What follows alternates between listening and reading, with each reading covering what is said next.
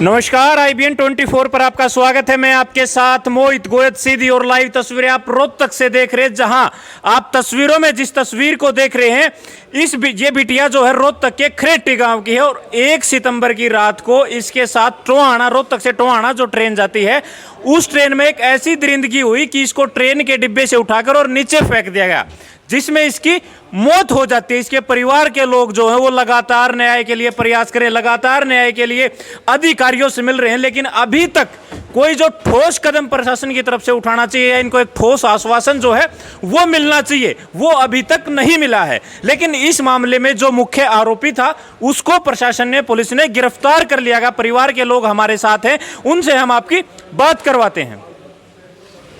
इस वक्त जो परिवार के लोग हैं वो हमारे साथ हैं। आप पीछे तस्वीरों में आपने देखा, शहीद मनदीप कौर न्याय संघर्ष समिति, एक समिति का गठन किया गया है जो समिति इस पूरी लड़ाई को लड़ेगी। चंचल नांदल जी हैं, पेशे से वकील हैं और सामाजिक संस्थाओं का प्रतिनिधित्व करते हैं। इन्हीं से जान लेते हैं। नांदल साहब, मतलब इस तरह की जो घटनाएं होती हैं और 2 दिन मीडिया में आती हैं, उसके बाद चुप हो जाती हैं, इसके पीछे का लॉजिक क्या है? देखिए, वो सबसे बड़ा लॉजिक तो ये है कि जिन लोगों के साथ जो ट्रेन में या बस में या अन्य ऐसे सार्वजनिक जो परिवहन में जाते हैं, वो आर्थिक रूप से इतने मजबूत नहीं होते या जागरूक नहीं होते। मैं कहूँगा इसको शब्द एक, जागरूक नहीं होते कि वो अपनी आवाज़ उठा सके। अभी मैं आपसे अब डिस्कस ही कर रहा था कि भाई हर रोज़ कोई न कोई ऐसा प्रिंट मीडिया में या कहीं आता है कि भाई फला पटड़ी पे महिला की लाश मिली या किसी पुरुष की लाश मिली या किसी बच्चे की लाश मिली, और वो इतना रह के वो चीज़ ख़त्म हो जाती है, उसकी गहराई में नहीं जा पाते।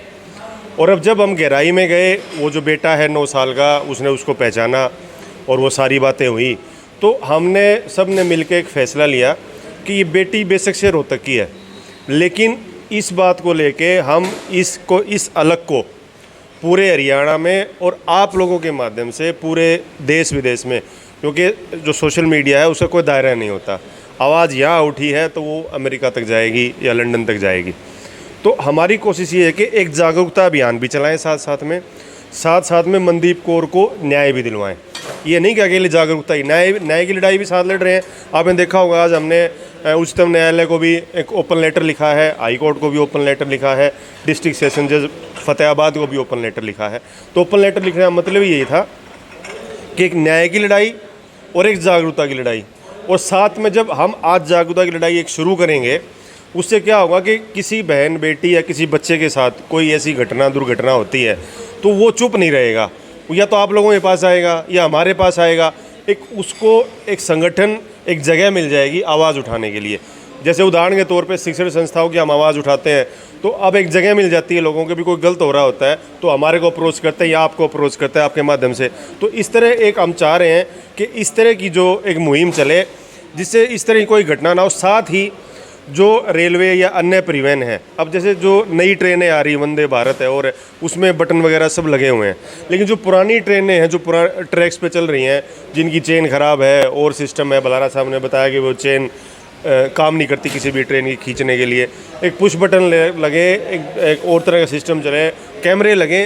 देश में आप रेलवे में कमी नहीं है, तो जो नई बोगी जोड़ी जाए या पुरानी बोगियों में कोई सिस्टम ऐसा बने, सुरक्षा का सिस्टम बने। हालांकि सुरक्षा का सिस्टम है, लेकिन जो रेलवे पुलिस है वो कहीं ना कहीं इसमें नेग्लिजेंस बरतती है। विजेंद्र, मेरा सवाल आपसे यहाँ ये है, आपकी बहन के साथ ये दरिंदगी हुई जो नहीं होनी चाहिए थी, लेकिन आप अनेकों अधिकारियों से मिले, न्याय के लिए दर दर भटक रहे हैं। क्या किसी भी अधिकारी की तरफ से आपको कोई ऐसा ठोस आश्वासन नहीं मिला कि जिससे आपको ये लगता कि हाँ, मेरी बहन को न्याय मिल सकता है? देखिए, जिस पहले अधिकारी से बात हुई, उसने निश्चित तौर पे इनिशिएटिव लिया और 2 एसपीज़ को वहाँ पे बैठा दिया, एसपी रेलवे और एसपी फतेहाबाद। और जो हम 9 घंटे से, पिछले 10 घंटे से वेट कर रहे थे, कुछ हो, मतलब बहन को ढूंढा जाए, उसको मेडिकल पहुंचाया जाए, मिलने के बाद उसको जो है ठीक तरीके से कुछ अगर जान बची है तो ट्रीटमेंट हो, वो जो पिछले 10 घंटे से नहीं हो रहा था। जब ऊपर से बात हुई तो उसके बाद सारी चीज़ें बदलती चली गई और उन्होंने आनन फान में सारी चीज़ें कार्रवाई की। तो प्रशासनिक दबाव हुआ तो सारी चीजें नहीं, उससे पहले फेलियर था? नहीं, उसके पहले फेलियर था टोटली। और उसके बाद जब फिर मेडिकल सतर पे गई बात, तो वहाँ फेलियर आना शुरू हो गया, क्योंकि वहाँ पे किसी उच्च अधिकारी से बात नहीं हुई। तो उन्होंने टोहाना में कहा कि जी हम पोस्टमार्टम नहीं कर सकते।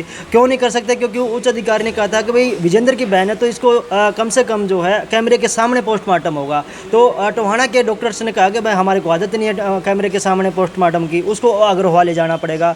और अग्रवा जाएगी तो, क्योंकि 5 बजे के बाद देश के अंदर कहीं पे भी पोस्टमार्टम नहीं होता, तो वहाँ पे भी नहीं होगा, तो अगले दिन के लिए धक्के खाने पड़े। तो इस तरीके से करके अगर आपके पास ताकत है, चाहे वो पैसे की हो, चाहे वो पहुँच की हो, तो शायद निश्चित तौर पे चीज़ें बदलती नज़र आएंगी, वरना दर दर की ठोकरें खाते हुए लोग नज़र आएंगे। आपने अभी जो चंचल जी से सवाल किया था कि भाई 3-4 दिन ये घटनाएं सुर्खियों में रहती हैं, उसके बाद बैठ क्यों जाती हैं, तो अनुभव के साथ कह सकता हूँ आज 1 महीना और 7-8 दिन जो है इसको बीत चुके हैं घटना को। 3 दिन लोगों में जोश रहता है, 4 दिन जोश रहता है, चाहे वो मीडिया हो, चाहे वो आसपास के लोग हों, चाहे वो परिवार के लोग हों, और वो कुछ ना कुछ करने का प्रयास करते रहते हैं। परंतु जैसे ही खर्ड उठता है परिवार के अंदर से, वो सारे लोग जो है अपने अपने तितर बितर हो जाते हैं, और फिर एक नई घटना जाती है तो मीडिया भी जो है वहाँ पे इन्वॉल्व हो जाता है। तो यहाँ पे भी बार बार यही पिंच किया गया, जो आज तक भी सुबह तक भी मैं सुनता आ रहा हूँ कि भाई जब दरिंदा पकड़ा गया है तो अब ये सारी चीज़ें क्यों कर रहे हो।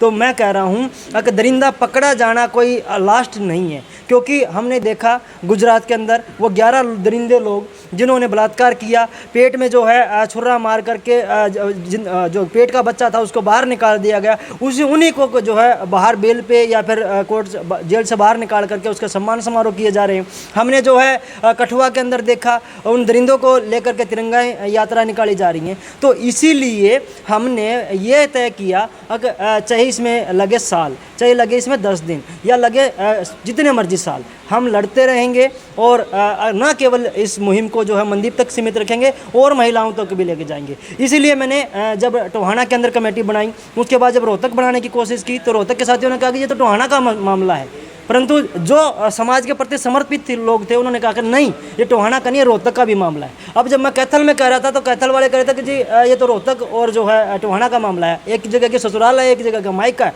तो वहाँ का है। जब परंतु आज कल जो है घटना हुई ना कैथल के अंदर, भिवानी के पता नहीं कितने फ़ोन आ रहे हैं, सिरसा से कितने फ़ोन आ रहे हैं, मैं ये कह रहा हूँ ये हर घर की आग है, इसको हर जगह पे अलग जगाने की ज़रूरत है। न्याय को जो है महिलाओं के लिए मैं कह रहा हूँ कि भाई जब छोटी बच्ची है वो खेलने के लिए गीत जब कहती है ना, पापा मैं गली में खेला हूँ, तो मैं डर लगता है। कल डॉक्टर साहब से मैं शेयर करता, डॉक्टर साहब कह रहे कि भाई अकेली गीत का मामला नहीं है, वो मानव जो है छोटा बच्चा लड़का जो है उसको भी पड़ोस में भेजते हुए डर लग रहा है अगर भाई वो वापस जो है ठीक ठाक तरीके से आएगा कि नहीं आएगा। ये बच्चों का, महिलाओं का। मेरा अनिल आपसे सवाल है कि आपने कहा हम सत्याग्रह करेंगे, पॉलिटिकल नॉन पॉलिटिकल सभी लोगों से हमने बात की और उनको इस मंच पे आने के लिए रिक्वेस्ट की है, तो पॉलिटिकल लोग कौन कौन है जिन्होंने आने के लिए यस किया है और कौन लोग वो हैं जिन्होंने नो किया है? ये हमने जो है सत्ता पक्ष के लोगों को अप्रोच किया और विपक्ष के लोगों को अप्रोच किया कि भाई इस प्रकार से एक बेटी के साथ दरिंदगी हुई है, लेकिन सभी तरफ से हमें निराशा मिली। और सबसे बड़ी विडंबना ये है कि हरियाणा के अंदर जो है सिरसा से जो है एक महिला सांसद है और बीबीसी ने इस स्टोरी को कवर किया और वो कह रही है कि मेरे संज्ञान में ये मामला नहीं है। जब इस प्रकार की विडंबनाओं से हम दुखी हो गए तो हमने जो है गांधीवादी तरीके से सत्याग्रह का जो है रास्ता चुना, ताकि सत्याग्रह के माध्यम से समाज को एकजुट करके निर्भया एक मूवमेंट जो चलाया जा सके और प्रत्येक पीड़ित जो बेटी के न्याय की लड़ाई को सुनिश्चित किया जा सके। और अगर बात करूं पक्ष और विपक्ष की, तो मैं आपके माध्यम से बिल्कुल फ्रैंकली कहूंगा कि ना तो पक्ष और ना विपक्ष किसी भी व्यक्ति ने जो हमारा साथ जो है आज तक नहीं दिया है। लेकिन जब ये मुहिम बड़ी हो जाएगी तो यहाँ पे मंच के ऊपर जो है राजनीति चमकाने के लिए जो है सारे के सारे नेता आएंगे। तो आज हम जो है सभी पार्टियों से निराश है। वर्तमान में एक बड़ी बात निकल के सामने आई है, बेटी बचाओ बेटी पढ़ाओ के नारे के साथ वोट मांगी जाती है, पक्ष भी वोट मांगता है, विपक्ष भी वोट मांगता है। लेकिन आज जब ये लोग जो है, ये कमेटी जो है उन लोगों के पास न्याय के लिए गई थी कि आप हमारे साथ आइए और हम अपनी बहन के लिए न्याय मांग रहे, क्योंकि वो इस देश की बेटी है, इस प्रदेश की बेटी है, वो किसी एक आदमी की बेटी या बहन नहीं है। लेकिन यहाँ पर कोई जो पक्ष और विपक्ष की तरफ से जवाब आना चाहिए था वो जवाब यहाँ पर नहीं आया है। डॉक्टर अजय बलारा, मैं आपसे एक सवाल लूंगा। डॉक्टर अजय बलारा, कि आपने लिखा शहीद मनदीप कौर, क्या ये शब्द एक सिंबॉलिक केवल मनदीप कौर के लिए है या इससे पहले और इसके बाद जिन महिलाओं के साथ इस तरह की घटनाएं होंगी, उनके लिए भी इस शब्द की मांग की जाएगी सरकार। देखिए, जब बड़ी घटना होती है तो शब्द जो है अलंकार बन जाते हैं। हम ये कहते हैं कि हर घर में भगत सिंह होना चाहिए, तो भगत सिंह तो फांसी तोड़े जा चुके हैं, अब तो वो पैदा नहीं होंगे। तो भगत सिंह एक नाम, एक सिंबल बनता है संघर्ष का या कुर्बानी देने का। इसी तरह से क्योंकि ये संघर्ष समिति मनदीप कौर की घटना के बाद बनी है, तो मनदीप कौर एक सिंबॉलिक नाम है। हम ये कह रहे हैं कि मेरे घर में भी मनदीप कौर सुरक्षित रहे और आपकी बेटियाँ यानी आपकी मनदीप कौर भी सुरक्षित रहे। तो नाम पे जो है बहुत ज़्यादा वो नहीं है, वो एक अलंकार एक उसकी तरह से यूज़ किया जा रहा है कि हर घर की मनदीप कौर सुरक्षित रहे। तो वो संघर्ष समिति क्योंकि बनती उस वक्त है जब कोई गाज गिरती है, तो उस समय क्योंकि हमारे सामने हमारी बहन थी तो उसके नाम से वो संघर्ष समिति बनी। और एक स्टेज जब पार हो जाती है तो उन नामों को रोज़ रोज़ बदलना भी ठीक नहीं होता। तो किसी भी बेटी का नाम रख लीजिए, उससे कोई फ़र्क नहीं पड़ता है। लड़ाई सब बेटियों के लिए। पॉलिटिकल लोग हैं, वोट मांगने के लिए आते हैं, बड़े बड़े दावे करते हैं बेटियां सुरक्षित रहेंगी, ये कर देंगे, लेकिन सारे दावे जो हैं खोखले नजर आ रहे हैं। लगातार आप संघर्ष के लिए दर दर की ठोकरें खा रहे हैं, क्या कहना चाहेंगे? देखिए, फेलियर कहाँ है? मतलब हमारा फेलियर है या लो का फेलियर है, या जो पॉलिटिकल लोग हैं उस पहुंच पे ऊपर पहुंचने के बाद भूल जाते हैं उन चीज़ों मैं को? इसको failure कहाँ है? टोटल कोलैप्स कहना चाहूँगा। कहीं भी कोई भी व्यवस्था, वो सामाजिक व्यवस्था है, शैक्षिक व्यवस्था है, राजनीतिक व्यवस्था है, कानूनी व्यवस्था है या प्रशासनिक व्यवस्था है, और न्याय व्यवस्था को भी उसमें ले लीजिए, सारी व्यवस्था कोलैप्स होने के कगार पे है। कारण क्या है कि पॉलिटिकल विल नहीं है। इंसानों को कीड़े मकोड़ों की तरह मरने के लिए छोड़ दिया गया है। वो आपस में एक दूसरे को खाने लगे हैं, नोचने लगे हैं। सरकारें जो है वो सरकारों को खरीदने में और सरकारें जो है मंत्रियों को खरीदने में, गिराने में और बनाने में लगी हुई है। वो विपक्ष भी है और प्रतिपक्ष भी है, दोनों, सत्ता पक्ष भी है और विपक्ष भी है। तो केवल वोटों की राजनीति है और आम आदमी जो है उसके सरोकारों से सरकार का कोई लेन देना बचा नहीं है। शिक्षा का स्तर आप लगातार देख रहे हैं गिर रहा है। शिक्षा के अंदर से नैतिकता और मूल्य शिक्षा खत्म हो रही है। इस कारण से लिंग अनुपात जो है खत्म हो रहा है, सरकार उस पर कोई ध्यान नहीं दे रहा है। इस कारण से सामाजिक समरसता जो है वो खत्म हो रही है, धर्मांधता बढ़ रही है। इस कारण से मैं आपको बहुत सारे मामले ऐसे गिना सकता हूँ जिसके अंदर लड़की किसी एक अलग धर्म की है, इसलिए उसके ऊपर किसी ने हमला कर दिया कि इस धर्म की है, इसको तो लूट ही लेता हूँ, इसकी इज्जत को, तो मेरे साथ तो मेजॉरिटी है। तो ये तमाम तरह के जो चीज़ें हैं, कमियां हैं, मैं इनको मिला के कहता हूँ कि टोटल कोलैप्स की तरफ जो है हमारा देश बढ़ रहा है। इसको रोकने का सही समय अभी है और अंतिम समय है। इसको मैं अंतिम चेतावनी के तौर पे कह रहा हूँ। इसलिए समाज के प्रबुद्ध जनों को, चाहे वो शिक्षा के क्षेत्र हैं, न्याय के क्षेत्र से हैं, कानून के क्षेत्र से हैं या राजनीति के अंदर भी हैं, लोगों को कम से कम आम जन के सरोकारों के साथ जुड़ने की ज़रूरत है। और ये देखने की ज़रूरत है कि राजनीतिक जो है वो आम जन के ऊपर की जा सकती है। मैं एक सवाल पूछा करता हूँ, जब ये सारी जनता मर जाएगी तो राज किस पे करोगे? मुझे समझ में नहीं आता है। तो इनको ज़िंदा रखना तो आपकी मजबूरी है ताकि आप राज करते रहें। इसी नाते ले लीजिए तो आम जन की समस्याएँ सुनी नहीं जा रही हैं। डॉक्टर साहब, एक सवाल मेरा और है आपसे। पॉलिटिकल लोग आपके साथ नहीं है, विपक्ष के लोग भी आपके साथ नहीं है, सामाजिक संगठनों के लोग केवल आपके साथ बचे हैं, आमजन आपके साथ बचे हैं। तो क्या इसमें भी दो लोगों को बांटा नहीं जा रहा? जिन लोगों को राजनीति से अपना काम चलाना है वो लोग एक साइड हो गए और वो आप लोगों से दूरी बना रहे हैं। क्या ये लोगों के बीच में एक दो फाड़ करने का प्रयास नहीं है? डेफिनेटली है। और ये एक चीज़ और सिद्ध करता है कि चोर चोर मौसेरे भाई। क्योंकि अगर पक्ष तो कभी बोलेगा नहीं, सत्ता पक्ष, विपक्ष भी ऐसे मुद्दों को नहीं उठा रहा है, तो हम तो यही कहेंगे चोर चोर मौसेरे भाई हैं। यहाँ पे जो दूसरी बात आती है कि वो नहीं आ रहे हैं, मैं आपको इसी किसी मंच पे, आपको, आप भी यहीं रहेंगे, दिखाऊंगा कि लोग पूछा करेंगे फ़ोन करके क्या हम आपके मंच पे आ जाएं। असल में यहाँ भी इनके दिमाग में वोटों की कैलकुलेशन रहती है। परसों जो सत्याग्रह हम करने वाले हैं, हमारे आकलन के अनुसार हज़ारों आदमी आएंगे और जैसे ही वो क्लिपिंग आप लोगों के माध्यम से इनके ड्राइंग रूम में पहुँचेगी, इनके फ़ोन पे खनकेगी, ये लोग फ़ोन करना शुरू कर देंगे। वो चाहे सत्ता के हैं चाहे वो विपक्ष के हैं, अपने आप आ जाएंगे। तो कहने का तात्पर्य है कि आएंगे, ज़रा देर लगेगी। एक सवाल मेरा और है। महम से विधायक है जो खरेटी हो, महम विधानसभा, महम से विधायक हैं बलराज कुंडू, निर्दलीय विधायक हैं और लगातार वो मुखर हैं कि मैं बेटी बचाओ बेटी पढ़ाओ के लिए लगातार प्रयासरत हूँ और अंतिम समय तक मैं प्रयास करता रहूँगा। क्या वो आपके साथ हैं? इसका जवाब मुझे लगता है कि वजिंदर से आपको लेना चाहिए। देखिए, निश्चित तौर पे मैं खुद स्तब्ध हूँ उनकी जिस तरह की कार्यप्रणाली रही है। क्योंकि न केवल जो मनदीप कौर है उसको न्याय की बात थी, बल्कि हर महिला के साथ एज ए जनप्रतिनिधि उनको आवाज़ उठाने की ज़रूरत थी। वो दावा करते हैं महिलाओं की सुरक्षा की और बसें चला करके उसको पुख्ता करने की कोशिश भी करते हैं, परंतु जब वाकई में उनकी जो भूमिका है जो जनता ने उनको दे रखी है उसकी बात आई तो वो जो है मुंह में बर्फ़ जमा के बैठ गए। और इतना ही नहीं, क्योंकि मेरे पिताजी दावा करते हैं कि भाई मेरे बलराज कुंडू के साथ अच्छे संबंध हैं, मित्रता वाले संबंध हैं, तो उन्होंने फ़ोन किया तो फ़ोन पे सिर्फ इतना ही कह पाया बलराज कुंडू कि भाई मैं मुख्यमंत्री से बात करूंगा। और उस बात को भी बीते हुए लगभग 20 दिन हो गए हैं, आज तक ना कोई जवाब आया कि भाई क्या मुख्यमंत्री से बात हुई और ना ही कुछ और बात हुई। तो मैं कह सकता हूँ कि बेटो ओवरऑल जिस तरीके से सत्ता पक्ष और विपक्ष का जो मसला है उसको लेकर के परिवार सीरियसली इस बात पे भी एक विचार कर रहा है कि अभी जो है पंचायती राज के चुनाव जो है सामने खड़े हैं।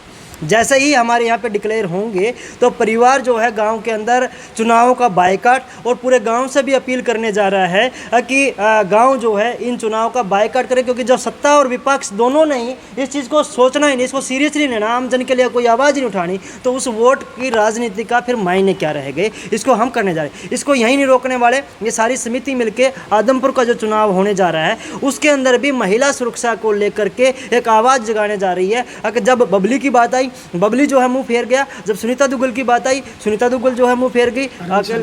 बबली की जो ना सॉरी इन्होंने बीबीसी की बात की।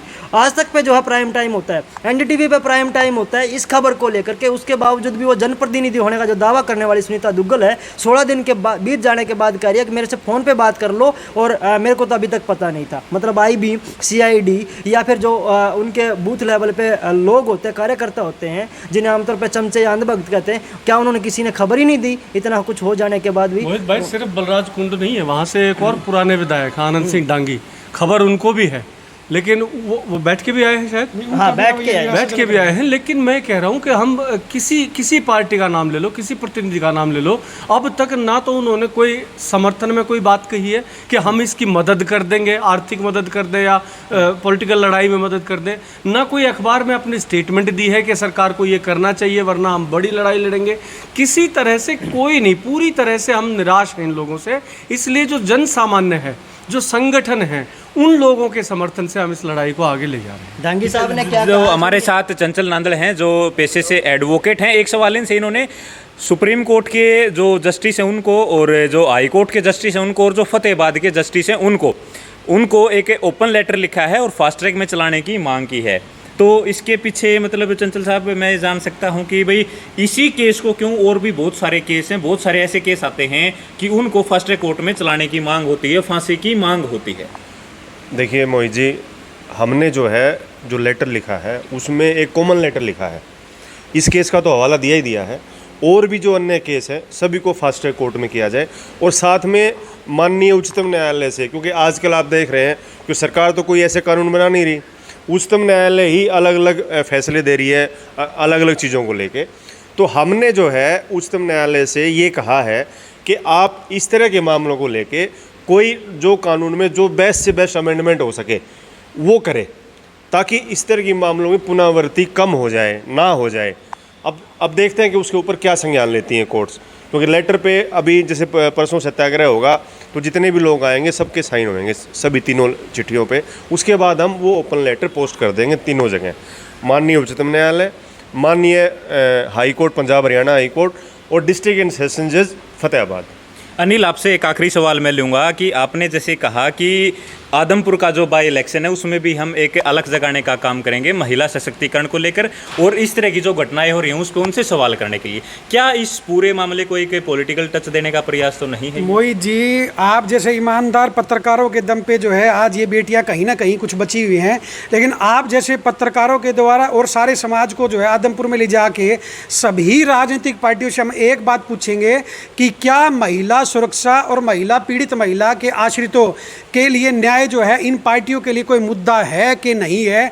तो इस जो है आदमपुर चुनाव के अंदर जो है हम इस मुद्दे को लेके जो है प्रत्येक गांव और कूचे के अंदर जाएंगे, और आपके माध्यम से जो है मैं चंचल नांदल जैसे समाज सेवियों को दिल की गहराई से धन्यवाद दूंगा, क्योंकि इन जैसे लोगों की आर्थिक मदद से जो है हमारे न्याय की लड़ाई को हम जो है सुचारू रूप से चला पा रहे हैं। और आपको आज विश्वास दिलाता हूँ कि प्रत्येक राजनीतिक पार्टी को जो है आदमपुर के अंदर नंगा करने का काम करेंगे, क्योंकि इनके लिए महिला सुरक्षा जो है आज जो है कोई विषय नहीं है। आप देखोगे कि किसी भी राजनीतिक पार्टी का प्रतिनिधि जो है वो महिला सुरक्षा की बात नहीं कर रहा।